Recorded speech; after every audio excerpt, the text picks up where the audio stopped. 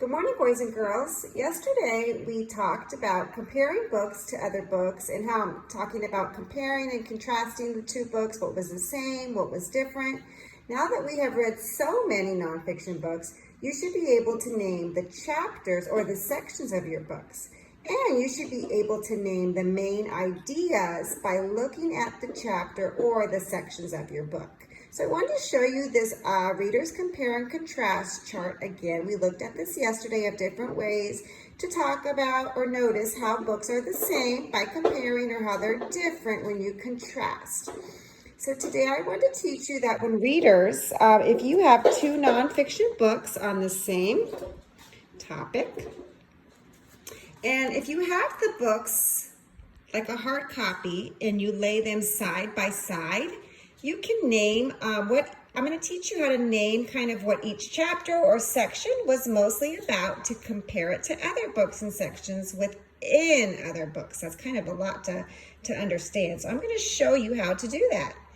You can then begin to notice which books have similar main ideas and which books contain new ideas, main ideas.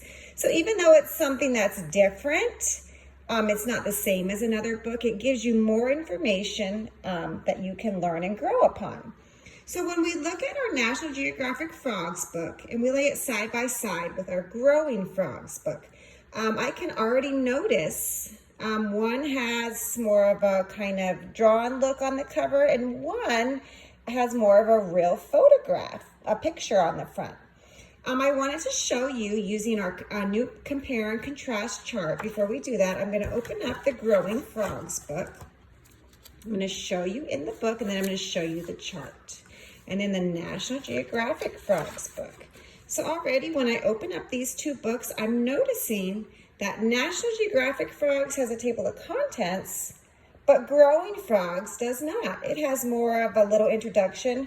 Frogs are in danger. Please help. Rules for frog lovers. So there's already something there that is a little bit different between these two books.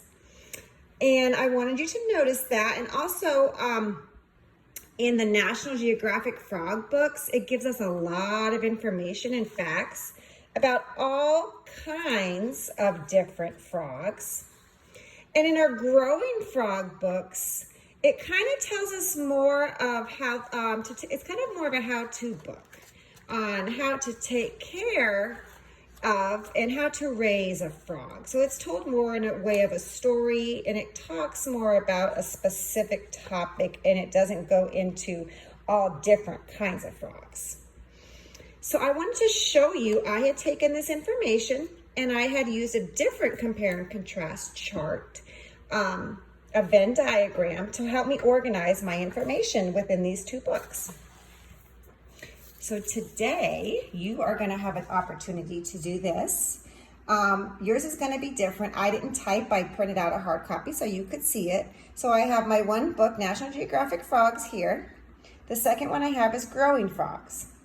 So if you notice, this is going to be what's different where I'm going to compare and contrast. So contrast is what's different. Compare is going to be what's the same that goes in the middle. So I already told you that the frogs, we looked at it, has a table of contents. And in Growing Frogs, it has a section, Rules for Frog Lovers. So those are two things that are different. In the National Geographic Frog books, it tells facts about different types of frogs.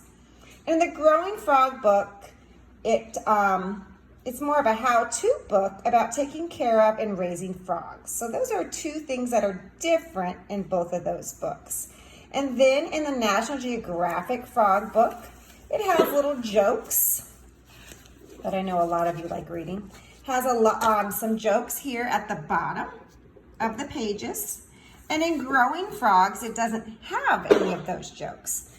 But if I come back over to my chart, in Growing Frogs, it has an index.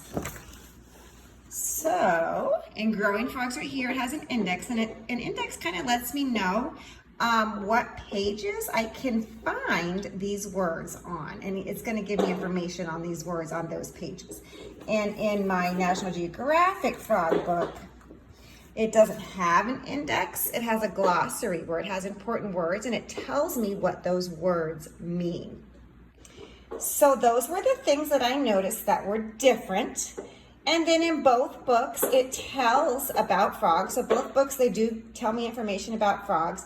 And both books have pictures of frogs. So I want you to try to do this today with two nonfiction books that are on the same topic where you can compare and contrast. And I want you to think about and remember that today and every day, as you are reading your nonfiction books, if you have the opportunity to place your books side by side and figure out and tell yourself which ones have similar main ideas and which ones have new or different main ideas. All right, boys and girls, have a great day.